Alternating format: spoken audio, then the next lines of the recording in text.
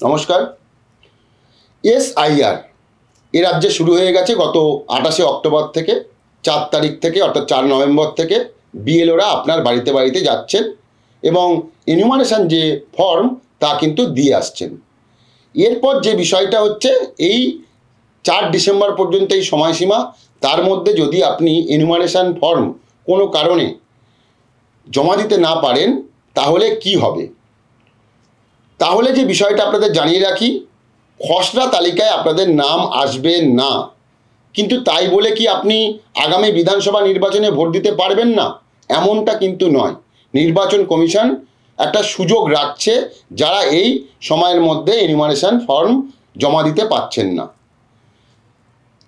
খুব মন দিয়ে শুনবেন এবং আপনারা বিষয়টা বোঝার পরে অবশ্যই এই ভিডিওটা শেয়ার করবেন আপনাদের বন্ধুবান্ধব পরিবারের কাছে, কারণ এই বিষয়টা অনেকের ক্ষেত্রে হতে পারে তিনি জমা দিতে পারেননি, তার কিন্তু এই ভিডিওটা কাজে লাগতে পারে।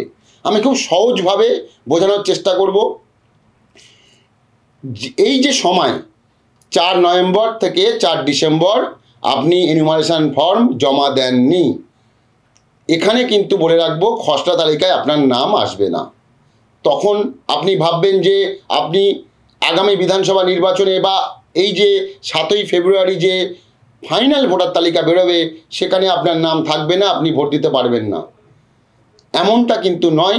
নির্বাচন কমিশন বলছে যে ওই যে 9ই ডিসেম্বর থেকে 8ই জানুয়ারি যে সময়সীমা দেওয়া রয়েছে অলরেডি, যে ক্লেম অ্যান্ড অবজেকশন, ওই সময়ের মধ্যে কিন্তু আপনি আপনার নথি তথ্য গীত দিয়ে আপনি কিন্তু বলতে পারেন বা ক্লেম করতে পারেন যে আপনি কি কারণের জন্য ওই সময়ের মধ্যে এনুমারেশন ফর্ম জমা দিতে পারেননি। আপনার যুক্তি আপনি দিলেন এবং সঙ্গে নথি জমা দিলেন, সেইটা কিন্তু যাচাই করে যদি আপনি ঠিকঠাক নিয়ম মেনে দিতে পারেন তাহলে কিন্তু আপনার নাম আগামী 7ই ফেব্রুয়ারি বা 7 ফেব্রুয়ারি যে ফাইনাল তালিকা বেরোবে ভোটারের, সেই তালিকায় নাম থাকবে এবং আপনি 2026 সালের যে নির্বাচন রয়েছে এ রাজ্যে বিধানসভার, সেই নির্বাচনে আপনি কিন্তু অংশ নিতে পারবেন বা ভোট দিতে পারবেন। আবারও বলি কি করতে হবে। যদি আপনি 4 ডিসেম্বরের মধ্যে এনুমারেশন ফর্ম জমা দিতে না পারেন তাহলে যে সময়সীমা রয়েছে ক্লেম অ্যান্ড অবজেকশনের, সেই সময়সীমা অর্থাৎ 9ই ডিসেম্বর থেকে 8ই জানুয়ারি, ওই সময়ে কিন্তু আপনি গিয়ে ক্লেম করতে পারেন যে আপনি কি কারণের জন্য ওই সময়ে অর্থাৎ নির্বাচন কমিশনের নির্ধারিত যে সময়, সেই সময়ে কেন এনুমারেশন ফর্মটা আপনি জমা দিতে পারেননি, সেই কারণ দেখিয়ে এবং উপযুক্ত নথি আপনি কিন্তু জমা দিয়ে আপনার ভোটার তালিকায় যাতে নাম আসে তার যে প্রসেস, সেই প্রসেসে কিন্তু আপনি জমা করতে পারেন। এবং নির্বাচন কমিশনের যারা আধিকারিক সেই বিষয়টা খতিয়ে দেখবেন, দেখার পর যদি ইলেকশন কমিশনের যে রুলস রয়েছে সেই রুলস যদি মেনে আপনি নথি থেকে শুরু করে সবটাই ঠিকঠাক করেন তাহলে আপনার নাম আগামী 7ই ফেব্রুয়ারি অর্থাৎ যেদিন এ রাজ্যের ফাইনাল ভোটার তালিকা বেরোনোর কথা, সেই তালিকায় আপনার নাম চলে আসবে।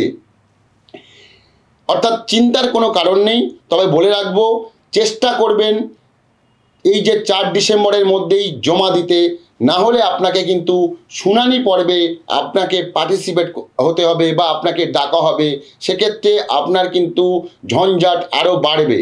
কিন্তু অনেক সময় অনেক কিছু আমরা চেষ্টা করলেও হয়তো পারি না, সেই কারণেই নির্বাচন কমিশন এই সুযোগটা রাখছে যে ওই যে 9ই ডিসেম্বর থেকে 8ই জানুয়ারি যে সময়সীমা অবজেকশন এবং ক্লেমের, সেখানেও আপনি কিন্তু ভোটার তালিকায় নাম রাখার জন্য আবেদন করতে পারবেন। এরপর বলে রাখি যে যদি কেউ ওই সময়সীমার মধ্যেও যদি তিনি জমা না দেন কোনো নথি বা আবেদন না করেন, তার নাম কিন্তু আগামী 7 ফেব্রুয়ারি অর্থাৎ ফাইনাল তালিকায় তার নাম আসবে না। সেক্ষেত্রে তিনি আগামী 2026 সালের বিধানসভা নির্বাচন যা পশ্চিমবঙ্গে রয়েছে, সেই বিধানসভা নির্বাচনে আপনি পার্টিসিপেট করতে পারবেন না। কারণ একটাই, 7 তারিখের যে ফাইনাল তালিকা, ওই তালিকাই হচ্ছে আগামী 2026 সালের বিধানসভার নির্বাচনের বা ভোটারদের তালিকা এবং ওটাকেই কিন্তু দেখেই ভোটটা হবে। তাহলে আপনি তারপর কি করবেন? একটা বিষয় মনে রাখতে হবে, প্রত্যেকটা রাজ্যে এবং ইলেকশন কমিশনের কিন্তু প্রসেস রয়েছে, কন্টিনিউয়াস রিভিশন প্রসেস, অর্থাৎ বছরের যে কোনো সময় আপনি নতুন করে ভোটার তালিকায় নাম তোলার জন্য কিন্তু আপনি আবেদন করতে পারেন। সেক্ষেত্রে আপনাকে ফর্ম 6 ফিল আপ করে জমা দিতে হবে, নতুন করে ভোটারের জন্য আবেদন করতে হবে, এবং সেখানেও আপনি যদি নির্বাচন কমিশনের নিয়ম মানেন তাহলে কিন্তু আপনার নাম আগামী দিনে ভোটার তালিকায় চলে আসবে।